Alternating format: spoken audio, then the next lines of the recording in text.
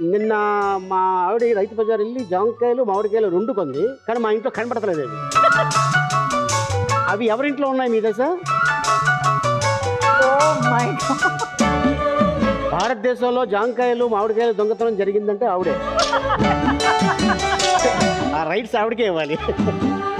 ఈ ప్రపంచంలో ఎవ్వరు ఆడని అన్ని అబద్ధాలు మీరు ఆడతారని ఒక మీకు చాలా మంచి మంచి విషయాలు తెలిసిపోయినాయి నా గురించి. చిత్తులోనే ఇంకా ఏదో కొత్త అబద్ధం చెప్తుంటారు. ఈయన ఎక్కడ కలిసాడు? Mohanji. Will you marry me అని అడిగాను. నేను అడిగాను.